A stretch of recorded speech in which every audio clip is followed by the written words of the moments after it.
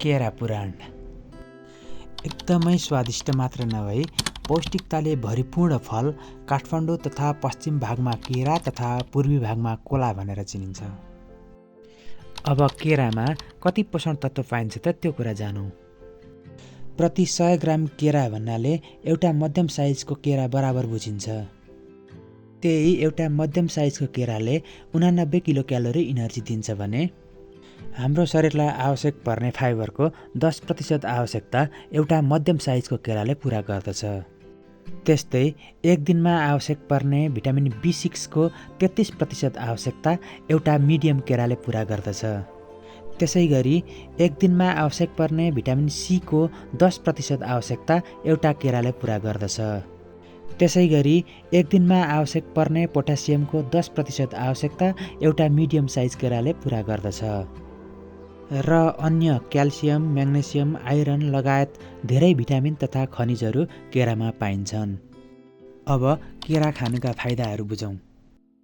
केरा शक्तिको राम्रो स्रोत हो। प्राकृतिक चिनी पाइने भएकाले छिटो ऊर्जा दिन्छ। पोटासियम धेरै र सोडियम कम भएकाले रक्तचाप नियन्त्रण गर्न मद्दत गर्दछ।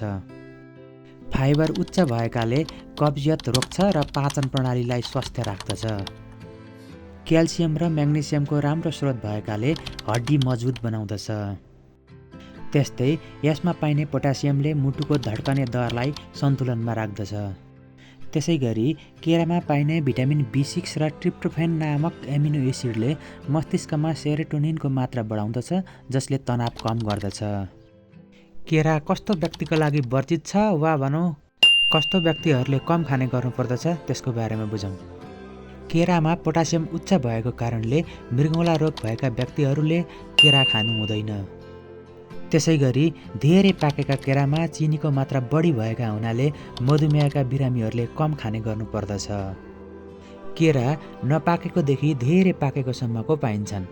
त्यसमा कस्तो पाकेको केरा छनौट गर्ने त त्यसको बारेमा बुझौँ। नपाकेको केरामा हाइएस्ट रेसिस्टेन्ट स्टार्च हुन्छ तथा राम्रो प्रोबायोटिकको रूपमा काम गर्दछ, जसले पाचन स्वास्थ्य राम्रो बनाउँदछ। अलिअलि पाकेको केरामा एकदम धेरै फाइबर तथा न्यून सुगर हुन्छ।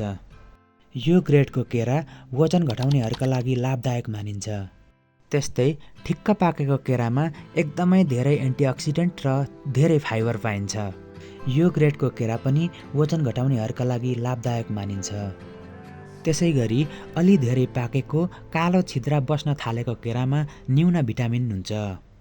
त्यस्तै धेरै पाकेर बोक्रा कालो भएको केरामा हाइएस्ट सुगर र लोएस्ट फाइबर हुन्छ। धेरै मात्रामा चिनी हुने भएकाले यो ग्रेडको केरा वजन बढाउनेहरूका लागि उपयोगी मानिन्छ। त्यसैले ठिक्क पाकेको केरा छनौट गरी खाँदा धेरै फाइदा लिन सकिन्छ। हवस् त, केरा पुराण यति नै। तपाईहरूलाई कस्तो लाग्यो कृपया प्रतिक्रिया दिनुहोला। भिडियो अन्तिमसम्म हेरिदिनु भएकोमा धन्यवाद।